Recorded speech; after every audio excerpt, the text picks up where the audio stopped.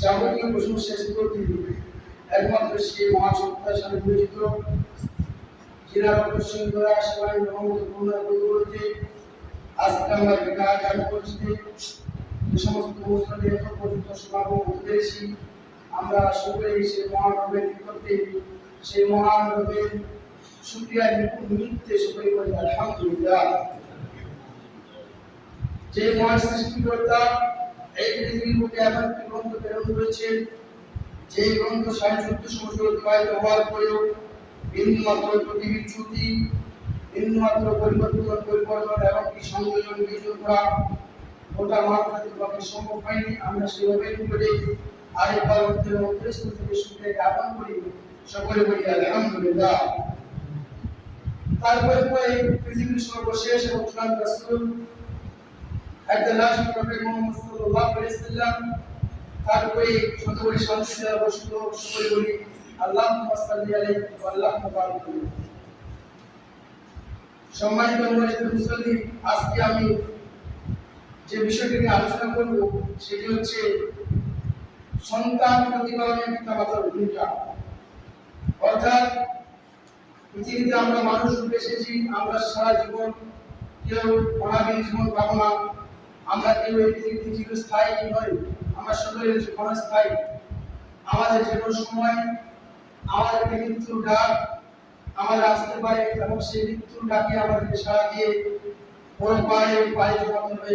এটা পৃথিবীর শুধু মুসলিম কমিউনিটি, শুধু মুসলিম রিলিজিয়াস পারসন নয়, পৃথিবীর প্রত্যেকটি জাতি, পৃথিবীর প্রত্যেকটি গোষ্ঠী, পৃথিবীর প্রত্যেকটি ভাষাভাষী ক্ষেত্রে বিশ্বাস করে বিলিভ করে যে অর্থাৎ পৃথিবীতে যারাই আসি, মানুষ রূপে পৃথিবীতে যারাই আসবো, আমরা মৃত্যুবরণ করবোই। মৃত্যুর কোনো সন্দেহ নেই, কনফিউশন নেই, কোনো নির্দেশ নেই যে মানুষ মরবে না।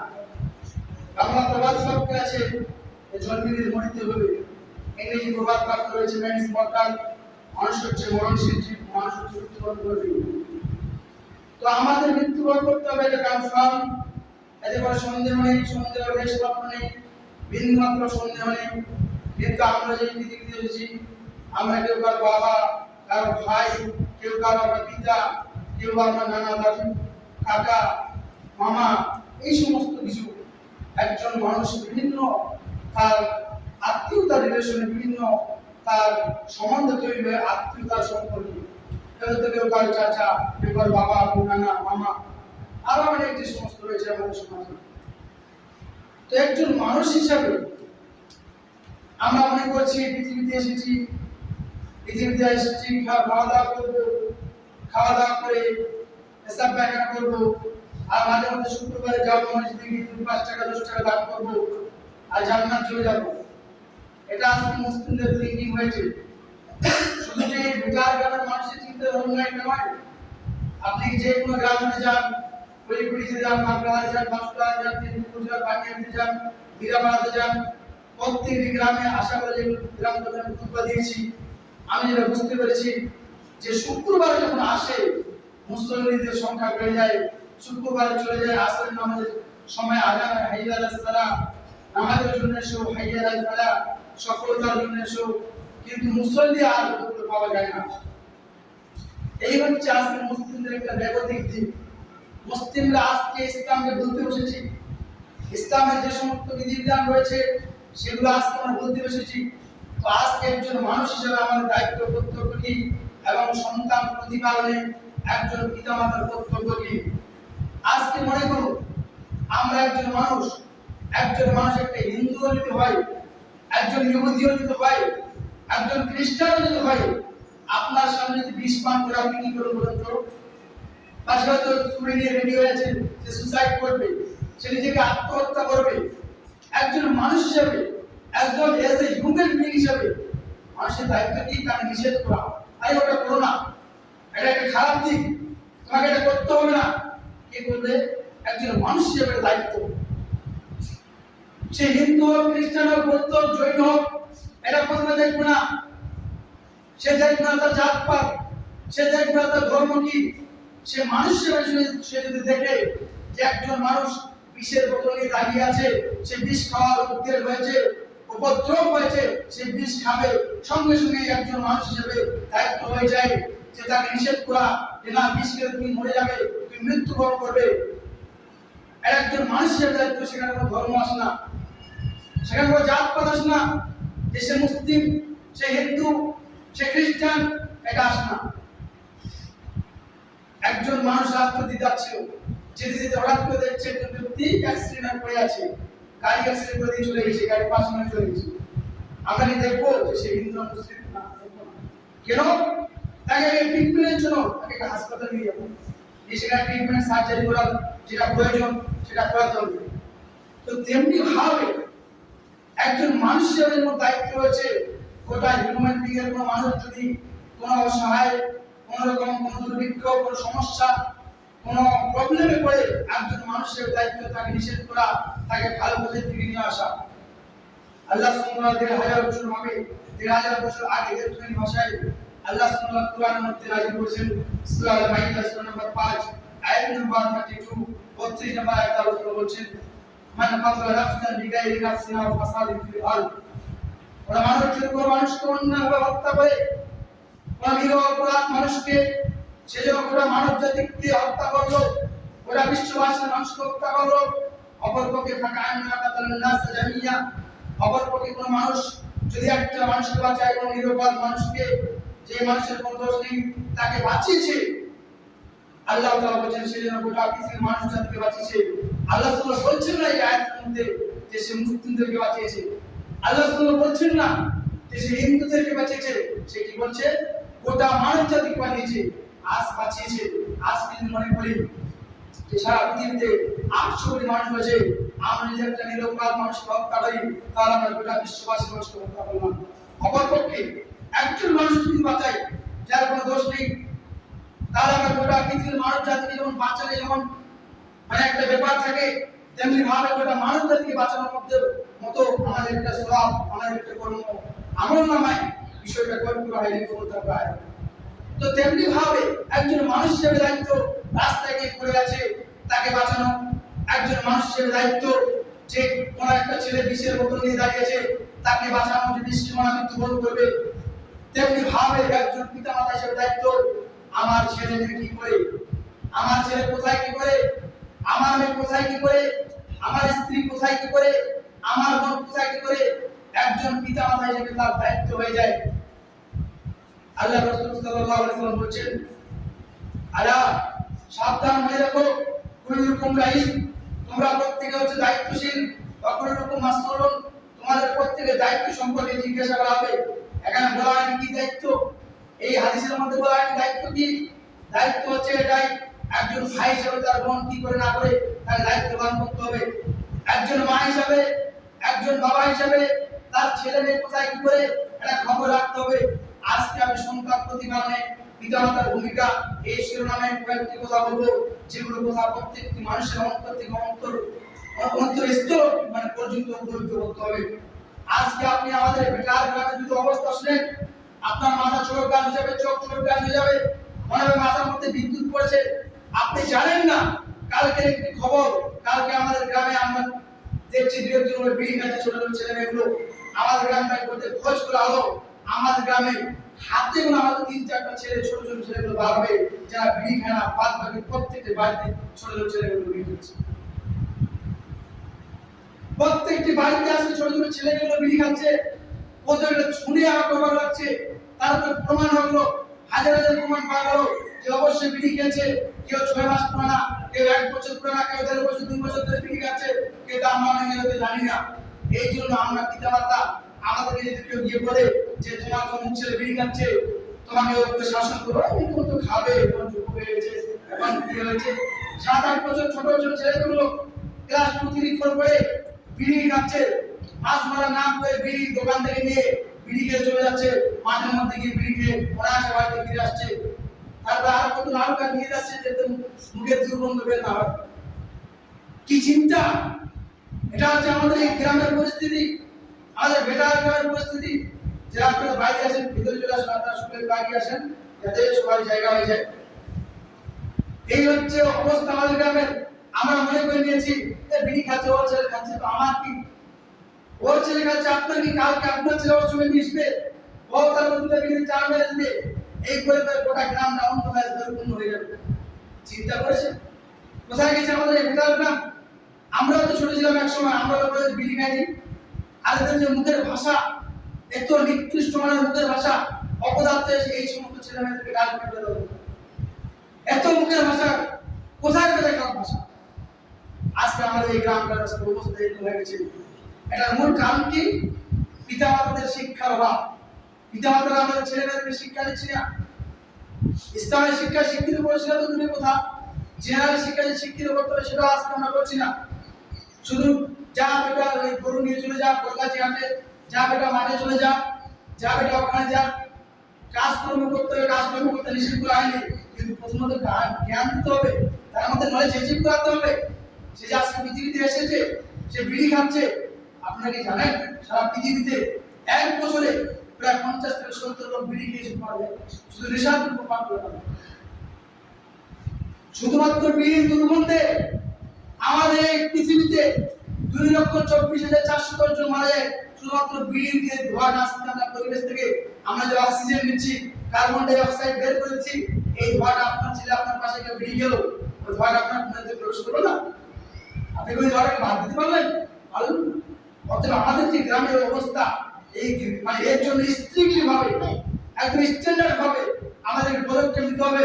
গ্রামে যারা মোড়ল, শ্রদ্ধা, দায়িত্বশীল ব্যক্তি রয়েছে, নিয়ম করে দিতে হবে যে গ্রামের মধ্যে কেউ যদি প্রকাশ্যে বিড়ি খায় তার ফাইন করতে হবে 2,000 টাকা। তারপরে বলবে যে মানুষ যে খাবে খাবে, এই যুক্তি চলবে না। কেন যুক্তি চলবে না? আল্লাহ সুবহানাহু ওয়া তাআলা বলছে 1000 বছর আগে বলে দিয়েছেন পবিত্র কোরআন সূরা আল-মাইদা সূরা নম্বর 5 আয়াত নম্বর 90 পড়ুন। আল্লাহ সুবহানাহু বলেছেন ইয়া আইয়ুহাল্লাযীনা আমানু ইন্নামাল খামরু ওয়াল মাইসিরু ওয়াল ইসরাফু ওয়াল আজলাম রিজসুম মিন আমালিশ শাইতান। হে ইমানদারগণ, তোমরা যারা ঈমান নিয়ে এসেছো, তোমরা কি করো? নেশার দ্রব্য থেকে মানে বেঁচে থাকো। নেশার দ্রব্য থেকে বেঁচে থাকতে হবে, আল্লাহ সুবহানাহু নির্দেশ। ওয়াল মাইসির, চৌকেশটা, দাবা, লুডু, এগুলো থেকে বেঁচে থাকতে হবে। ভাগ্য নির্ণায়ক দিন, ভাগ্য মানুষকে বাতিল দিবে, এই দিন থেকে বেঁচে থাকতে হবে। এগুলো অপবিত্র শয়তানের কাজ, এগুলো থেকে মানব জাতিকে আল্লাহ সুবহানাহু ওয়া তাআলা 1400 বছর আগে বেঁচে থাকার জন্য নির্দেশ দিয়েছেন। কিন্তু আজকে আমাদের ঘরে ঘরে এমন পরিবার কাউকে পেলাম না, প্রত্যেক বাড়ি বাড়ি গিয়ে বলে দিয়েছি একজন মানুষ হিসেবে আমার দায়িত্ব, আমি আমার ছেলে খায় না, আমার ভাই খায় না, আমার চাচাতো ভাই খায় না, তা বলে যে সবাই খাবে আর আমি দেখে রাখবো নয়। প্রত্যেকের মানুষের দায়িত্ব হচ্ছে কেউ যদি নেশার দ্রব্য পান করে তাকে স্ট্রিক্ট ভাবে গিয়ে তাকে বলতে হবে। প্রত্যেকের বাড়ি বাড়ি গিয়ে বললাম যে একটু নেশা হচ্ছে, ছেলেগুলো কাল থেকে নামাজ ধরেছে, এখন কতদিন থাকবে আলাদা বিষয়, কিন্তু নেশার দ্রব্যটাকে বলতে করাতে হবে। এখন থেকে যদি নেশা খায় 15-20 বছর বয়সে তাদের ফুসফুস নষ্ট হবে, লিভারের প্রবলেম হবে। নেশার দ্রব্য একটা বিষয় থেকে নিকোটিন যেটাকে বলা হয়, এটাকে আসক্তি করে দেবে। বিড়ি খেতে হবে, চুরি করে হোক, চামারি করে হোক, যে করে হোক তারা বিড়ি খাবে। তখন তার পাশের বাড়িতে চুরি করতে যাবে আপনার ছেলে আমার ছেলে, আমরা ভাবছি বিড়ি খাচ্ছে, ঘাট বাপের টাকা দিয়ে খাচ্ছে, এটা নয়। আপনার আমার ক্ষতি, সমাজের ক্ষতি, গ্রামের ক্ষতি, সবারই ক্ষতি। কিন্তু আমরা আজকে বুঝতে পারছি না, আমরা মনে করছি ও খাচ্ছে খাক, ওর ছেলে খাচ্ছে খাক, এটা নয়। গ্রামটাকে ধ্বংসের ওপর গল্প করে মিটিয়ে দিবে, গ্রামটাকে ধ্বংস করে দিবে। এই জন্য প্রথমে যেটা স্ট্রিক্টলি ভাবে পদক্ষেপ নিতে হবে সেটা হচ্ছে আমাদের গ্রামের ছোট ছোট ছেলে মেয়েগুলো, ছেলেগুলো কোনো সময় প্রকাশ্যে বিড়ি খেতে পারবে না, প্রকাশ্যে কি গোপনে খেতে পারবে না, প্রকাশ্যে নয় গোপনে খেতে পারবে না। পিতা মাতাকে স্ট্রিক্টলি ভূমিকা নিতে হবে যে আমার ছেলে মেয়ে যেন কোনো সময় বিড়ি না খায়, বিড়ি খেলে তাকে হাত পা ভেঙে দিতে হবে। আল্লাহ রাসূল সাল্লাল্লাহু আলাইহি ওয়াসাল্লাম বলছেন তুমি তোমাদের পরিবারের পক্ষ থেকে শিষ্টাচারের লাঠি তৈরি করো না। প্রত্যেক পরিবারে একটা লাঠি থাকবে, সেই লাঠি দিয়ে পিটাতে হবে, এটা নয়। সেই লাঠি থাকলে তো ভয় থাকবে মনের মধ্যে যে আমাকে মারতে পারে। প্রত্যেকের পরিবারে আল্লাহ রাসূল বলছেন তোমাদের প্রত্যেকের পরিবারে শিষ্টাচারের লাঠি রাখো। তোমার ছেলে মেয়েদেরকে খাওয়ার সময় আদর করে রাখে, দেখে খাওয়াও আপ্পু আম্মু করে, কিন্তু যখন তারা ইসলামের কোনো অবাধ্যতা কাজ করবে তখন তাদেরকে লাঠি পেটাবো। গাছ আমরা কয়টা ছিল লাঠি পেটা পেয়েছি, কয়টা গাছ ছিল হতে পেরেছি। আমরা তো কাপুরুষ গাছ, আমাদের তো কোনো দায়িত্ববোধ নেই, আমাদের কোনো কর্তব্য নেই, আমাদের তো ডিউটি গুলো নেই। আমরা মনে করছি আর ছেলেটা তো মানে টাকা ইনকাম করছে, ও কি করছে করুক, এটা নয়। এই দায়িত্ব হিসাবে তুমি কেমন পাবে? আল্লাহ সুবহানাহু সামনে বুঝাতে হবে তোমার যে পিতা ছেলে কি দায়িত্ব পালন করেছো। এখন তো বাপ মানে ছেলে বলে পিতা হয়ে গেছে দেখছো, বাপের সামনে এসে করতে হয়, বিড়ি খাচ্ছে, কিছু করতে পারছে না, সিগারেট খাচ্ছে। আর যুব সমাজ আজকে দিন রাত পাবজি ফ্রি ফায়ার নামক গেমে দিন রাত বেঁধে যাচ্ছে, ছোট ছোট ছেলেগুলো অভাব হয়ে যাচ্ছে। আমি দেখে 7-8 বছর বয়স 5-6 এ পড়ে 10-12 বছর বয়স দিন রাত একটা মোবাইল নিয়ে পড়ে যাচ্ছে আমাদের গ্রামে। আপনি যদি খোঁজ করেন এদিকে একটা জায়গা বসে, এদিকে একটা জায়গা বসে, এখানে বসে খেলছে। আমাদের পাড়াতে একটা জায়গা বসে, সেখানে বসে খেলছে। আমাদের দায়িত্ব নেই কি? আমাদের দায়িত্ব নিতে হবে না? আমরা কেমন গ্রামের লোক, গ্রামের আমরা কেমন দায়িত্বশীল ব্যক্তি? আমরা মনে করছি কে কি করছে করুক, এটা দেখার নয়, এটা দেখার কি সময় আছে আমার? না, দেখতে হবে। আপনার দায়িত্ব রয়েছে, মানুষ হিসেবে যেমন দায়িত্ব ছিল একজন বিষ খাচ্ছে তাকে বিরত রাখা, তেমনি ভাবে পিতামাতা হিসেবে আপনার দায়িত্ব রয়েছে আপনার সন্তানটাকে সুন্দরভাবে প্রতিপালন করা।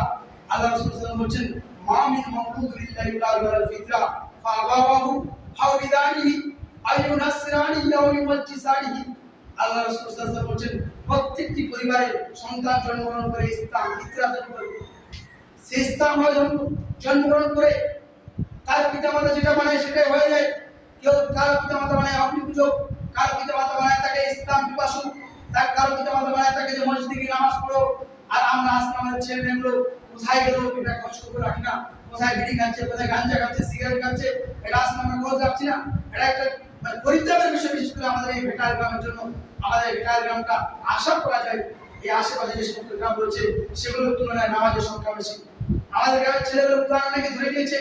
আমাদের গ্রামটা অনেক গ্রামে আমি গেছি, আমাদের গ্রামের নাম করেছে যে না আপনাদের এই ভেটার গ্রাম খুব ভালো, কিন্তু আমাদের এই ভালো গ্রাম থেকে কখন যে কাল হয়ে যাবে আপনি বুঝতে পারবেন না।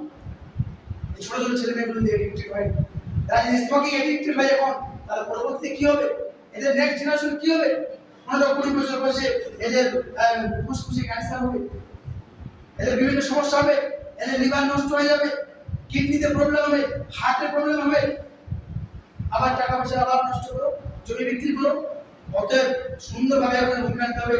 আর যে সমস্ত ছেলেগুলো এসেছে আজকে সবাই এগুলো বিক্রি সব তোমাদেরকে বলছি, জীবন আজ থেকে তওবা করে জীবন আর বিড়ি করে দেখবো না, কেউ বিড়ি কিনতে যাবো, এটাই তোমার মনের মধ্যে এটা নিয়োগ করে দিতে। কারণ বিড়ি ছাগলের সামনে রাখেন, ছাগল সারাদিন খাবে না, গরুর সামনে রাখেন বিড়ি, সিগারেট খয়নি, যাই রাখেন ওনাদের খাবে না। কিন্তু মানুষ একটা আজীব প্রাণ। এই জন্য আল্লাহ সুবহানাহু বলছে সূরা আল আরাফের 119 নম্বর আয়াতে যে উলাইকা আনাম, এরা হচ্ছে চতুষ্প জন্তুর মতো। কাদেরকে বলছে? মানুষকে বলছে। শুধু চতুষ্প জন্তুর মতো নয়, গরু ছাগল ভেড়া উট গাধার মতো নয়। তারপরে আল্লাহ সুবহানাহু বলছেন যে বালহুম আদাল, বরং চতুষ্প প্রাণীর থেকে নিকৃষ্ট মানুষ জাতিকে বলছে। আর আমরা মানুষ জাতি একজন গরুর সামনে সারাদিন বিড়ি রাখেন খাবে না, একজন কুকুরের সামনে সারাদিন সিগারেট বসেও খাবে না, আর আমরা মানুষ সিগারেট টান না দিয়ে বলে ভাত বলবো না। এটা আমার মনের সঙ্গে আমাদের ছাড়তে হবে। নবী সাল্লাল্লাহু আলাইহি ওয়াসাল্লামের যুগে যখন মদ হালাল ছিল, কুরআন দারামি হাদিস নাম্বার 7372, আল্লাহ রাসূল সাল্লাল্লাহু আলাইহি ওয়াসাল্লামের যুগে মদ হালাল ছিল। মদ খান পৃথিবীর মদিনার গলি গলিতে সবাই বাড়িতে মদ খাতো, সবাই মদ খেত, মদ খাওয়া হালাল ছিল। একজন সাহাবী এসে খবর দিলেন, এই মাত্র আল্লাহ রাসূল সাল্লাল্লাহু আলাইহি ওয়াসাল্লাম বলছেন তোমাদের জন্য মদ খাওয়া হারাম করা হলো। যখন সাহাবীরা এই আয়াত শুনলেন, সূরা মাইদার 5 নম্বর সূরা 90 নম্বর আয়াত, 5 নম্বর সূরা 3 নম্বর আয়াত, আল্লাহ রাসূল সাল্লাল্লাহু আলাইহি ওয়াসাল্লাম বলছেন যখন শুনলেন সাহাবীরা, তাদের বাড়ির মদের বাক্স, মদের যে সমস্ত গোলস ছিল সেগুলোকে ভেঙে দিলেন। মদিনার গলি গলিতে মদের প্লাবন শুরু হয়ে গেল, মদের বন্যা। তারা কত মদ খেত, কিন্তু তারা হাদিস কোরআনের আয়াত শোনা মাত্রই আজকে তারা মদ ছেড়ে দিয়েছে। আজকে আমাদের সমাজে কে জানে না বিড়ি খাওয়া হারাম, কে জানে না সিগারেট খাওয়া হারাম, কে জানে না খৈনি খাওয়া হারাম, কে জানে না 5 ওয়াক্ত নামাজ পড়তে হয় না, কে জানে না যে রমজান মাসে রোজা রাখতে হবে। তারপরে আজকে আমরা পরিবর্তন হতে পারছি না।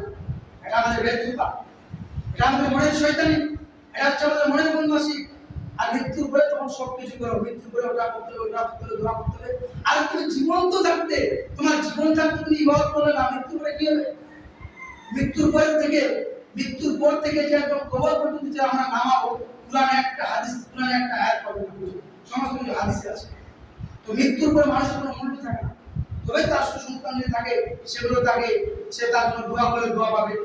সে যদি কোনো কিছু ভালো দান করে যায় মসজিদে মাদ্রাসায় সেটা পাবে। সে যদি কোনো মানুষকে কিছু কোরআন শিক্ষা দেয় বা অনেক কিছু ইসলামের জ্ঞান শিক্ষা দেয়, তাহলে সেটা কি পারে? সাদকা জারিয়া। কিন্তু আজকে আমাদের ছেলে মেয়েদেরকে না ইসলামের শিক্ষা দিচ্ছি, না জেনারেল শিক্ষা দিচ্ছি, সব দিক থেকে জিরো। এই লকডাউনে তো আইডিয়া চলবে না যে লকডাউন হয়েছে, এটা বলতে পারছি না, বলতে পারছি না। একটা কথা মনে রাখবেন, আমরা যখন ছোট ছিলাম তখন আমরা মাটিতে কি করতাম? গাড়ি বানাতাম, লরি বানাতাম, আর কিছু বানাতাম। তো এই লরিটা যখন আমরা শুকাতাম, রোদে শুকিয়ে শক্ত যখন হয়ে যেত, সেই লরিটাকে যদি আমরা ভাঙতে যেতাম, মুখ করে ভাঙতাম, হয় ভাঙতে হতো কিন্তু নরম হতো না, ওই লরিটাকে আমরা কিছু বানাতে পারতাম না। তো ঠিক প্রত্যেকটি ছোট ছোট সন্তান, ছোট ছোট ছেলে মেয়ে হচ্ছে সেই নরম একটা মাটির মতো, একটা মাটির খেলনার মতো। আপনি ছোট থেকে যেই শিখাবেন, আব্বু মিথ্যা কথা বলতে হয় না, আব্বু বিড়ি খেতে হয় না, আব্বু গান দেখতে হয় না, পাবজি ফ্রি ফায়ার খেলতে হয় না, সে সেটাই শুনবে। আর যদি সে ছোট থেকে ওগুলো না শিখেন, আপনি গরু যেমন ছেড়ে দেন সেভাবে ছেড়ে দেন, তাহলে ছোট থেকে ও পাবজি এডিক্টেড হবে, সে নেশাদ্রব্য পান করবে। এইভাবে করে যখন বড় বড় হয়ে যাচ্ছে, তখন আমরা তাদেরকে শাসন করছি, মারছি, তখন কি করছে? ফাঁসি দিব, বিষ খাবো, এই করবো, সেই করবো বলবে। অতএব ছোট থেকে যারা আমরা ছোট ছোট ছেলে মেয়েরা রয়েছে, প্রত্যেকের গার্জিয়ানদের উচিত, একজন পিতা হিসেবে উচিত যে আমাদের ছোট ছোট ছেলে মেয়েদেরকে যে কোনো ভাবে এই সমস্ত বিড়ি সিগারেট যারা খাচ্ছে তাদেরকে যে কোনো মূল্যে পরিত্যাগ করতে হবে। এবং যারা গার্জিয়ান রয়েছে, আমাদের সকলকে পাঁচ ওয়াক্ত নামাজ আদায় করতে হবে। আমাদের এই গ্রামটাকে সুন্দর গ্রাম করে গড়ে তুলতে হবে। এই গোটা কুসুমন থানাকে আমাদের ভোটার গ্রামটা নাম করবে না, গ্রামের লোকগুলো পরিষ্কার, গ্রামের লোকগুলো ইমানদার, গ্রামের লোকগুলো খুব পরিষ্কার, তখন আমাদের গ্রামটা একটা ভালো জায়গায় পৌঁছাবে। কিন্তু এরকম না করে আমরা ইচ্ছা মতো চলছে, এই করছে করুন, এরকম হবে না। আমরা যারা পিতা রয়েছি, আমরা যারা স্বামী রয়েছি, আমাদের মা বোনেরা রাস্তাঘাটে বসে যাচ্ছে, হাজার হাজার পুরুষ এই রাস্তা দিয়ে যাচ্ছে, তাদেরকে চুল দেখছে, তাদের শরীরে অনেক অংশ দেখছে, আমরা কিছু বলতে পারছি না, আমরা কিছু বলতে পারছি না। এটা তো কাপুরুষের পরিচয়। আমাদের স্ত্রীদের বলতে হবে, তুমি ওখানে গিয়েছিলে কেন, কি কারণ ছিল, কি কাজ ছিল সেখানে, এরকম করে বলতে হবে। অতএব পিতা মাতার সন্তানের প্রতিপালনে এক নম্বর ভূমিকা হচ্ছে ছোট থেকে ছেলে মেয়েদেরকে ইসলামের শিক্ষা দিতে হবে। একবার জিজ্ঞাসা শিক্ষা দেবে না। দুই নম্বর দায়িত্ব ছোট ছোট ছেলে মেয়েদেরকে তাকে বলতে হবে মিথ্যা কথা বলে না, মিথ্যা কথা বলে তোমার মুখকে ফেলে দেওয়া হবে। আল্লাহ রাসূল সাল্লাল্লাহু আলাইহি ওয়াসাল্লাম বলেছেন যে আমি দেখলাম কিছু কিছু লোক আমাকে যখন নিয়ে যাওয়া হলো মিরাজের রজনীতে, আমি দেখলাম কিছু কিছু লোকের তাদের জিহ্বার, তাদের যে গোড়ালি রয়েছে, আমাদের রয়েছে গালের একদিক থেকে ফেলে দেওয়া হচ্ছে, আবার একদিক ফেলে দেওয়া হচ্ছে, আবার এই দিক মিটে যাচ্ছে, আবার ফেলে দেওয়া হচ্ছে। তো তাকে জিজ্ঞাসা করলাম জিবরাইল এটা কারা? তো আল্লাহ রাসূল উত্তর দিল, এরা হচ্ছে ওই সমস্ত লোক যে যারা পৃথিবীতে মিথ্যা কথা বলতো। এই কথা যখন আপনার ছেলে মেয়েদেরকে শোনাবেন, ভয় দেখাবেন, অটোমেটিক্যালি সে ভয় পাবে যে না মিথ্যা কথা বলতে হয় না। কিন্তু এখন তো ছেলেগুলো মিথ্যা কথায় জন্ম, বিড়ি সিগারেটের উপর জন্ম। ছোট ছোট ছেলেগুলো বিড়ি খাচ্ছে, আমার একদম মাথা ঘুরে গেছে। কালকে আমার অবাক হয়ে গেছি যে আমাদের গ্রামটা কোন জায়গায় পৌঁছেছে, একদম ডাস্টবিনে চলে গেছে গ্রামটা। অতএব সতর্ক সাবধান হন। আলোচনা না বাড়িয়ে আলোচনা বেঁধে দেওয়াটি আমাদের গ্রামের যে সমস্ত ছোট ছোট যুবকেরা, এখন যারা আমরা যুবক রয়েছি, এই সমস্ত যুবকেরা না কিছু করতে পারে, যুবকেরা যারা পাবজি ফ্রি নিয়ে যাচ্ছে, যারা পাবজি ফ্রি আবিষ্কার করেছে রাশিয়া, সেখানে রাশিয়াতে যাও, তারা কয়েকদিন পাবজি ফ্রি খেলে। আইপিএল বিপিএল খেলা ম্যাচ যাচ্ছি, আইপিএল বিপিএল খেলা ব্রাজিলে যাও, আর্জেন্টিনা যাও, তারা কয়েকদিন সেই খেলার আয়োজন করে। তারা করে না, তারা জ্ঞান বিজ্ঞান প্রযুক্তি টেকনোলজি করবে, উন্নতি হয়ে আমাদেরকে কুচু করে আমাদের এটাই বুদ্ধি। পৃথিবীর ইহুদি খ্রিস্টানদের সম্পর্কে একটা অবাক তথ্য দিচ্ছে, আপনি শুনলে অবাক হয়ে যাবেন। পৃথিবীর ইহুদি খ্রিস্টানরা যখন জন্ম হয়, তারা জন্ম থেকে শুরু করে আল কোরআন পড়া শুরু করে, আলিফ বা থেকে শুরু করে আল কোরআন শুরু করে।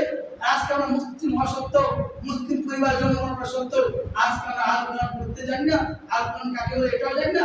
তাদের উপর সাজিয়ে রেখেছি নাম মুসলিম, নাম আব্দুল্লাহ, নাম আব্দুর রহমান, নাম কাউসার আলী, আর মুসলিম হয়ে না, এটা করতে হবে না।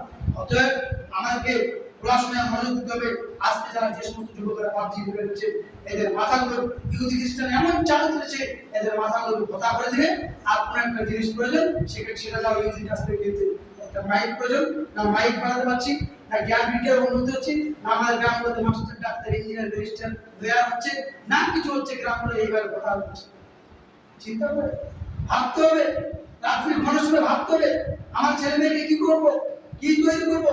ভাবছি গ্রামে ঠিক করছে করুক, আমার ছেলে কি হলো, আরে তোমার ছেলে তো কাজ করবো, 2 দিন পরে ওর শরীর সেও তো খারাপ হয়ে যাবে। জানি একটা মাছ মরা যদি মাছ থাকে, সেখানে যদি দুটো ভালো জীবিত মাছ থাকে, সেও খারাপ হয়ে যাবে। 10 জন যদি খারাপ হয় সে 5 জনকে খারাপ করতে সময় লাগবে না। অতএব সতর্ক হন, সাবধান হন। আল্লাহ সুবহানাহু আমাদের গ্রামটাকে সুন্দর করে গড়ে তোলার বিকাশ করে সবাই মিলে আল্লাহু আমিন। আল্লাহ সুবহানাহু যে দোয়া রাখি আল্লাহ সুবহানাহু আমাদের সকলকে যেন 5 ওয়াক্ত মুসল্লি বানিয়ে সবাই মিলে আল্লাহু আমিন। আল্লাহ সুবহানাহু যে দোয়া রাখি যে আমাদের গ্রামটা যে সমস্ত যুবক ভাইয়েরা পাবজি ফ্রি ফায়ার খেলছে, যারা নেশার সঙ্গে যুক্ত, তাদেরকে যেন আল্লাহ সুবহানাহু হেফাজত করেন, তাদেরকে এই সমস্ত গেম অ্যাডিক্টেড থেকে যেন বাঁচিয়ে সবাই মিলে আল্লাহু আমিন। এইভাবে জমা করতে করলাম। ওয়া আখির দাওয়ানা আলহামদুলিল্লাহি রাব্বিল আলামিন। বিসমিল্লাহির রহমানির রহিম। কুল হুয়াল্লাহু আহাদ, আল্লাহুস সামাদ, লাম ইয়ালিদ ওয়া লাম ইউলাদ ওয়া লাম ইয়াকুল লাহু কুফুওয়ান আহাদ। আল্লাহুম্মা সাল্লি আলা মুহাম্মাদিন ওয়া আলা মুহাম্মাদ কামা সাল্লাইতা আলা ইব্রাহিম ওয়া আলা আলি ইব্রাহিম ইন্নাকা হামিদুম মাজিদ। ربنا تقبل منا انك انت السميع العليم وتب علينا انك انت التواب الرحيم. السلام عليكم ورحمه الله وبركاته.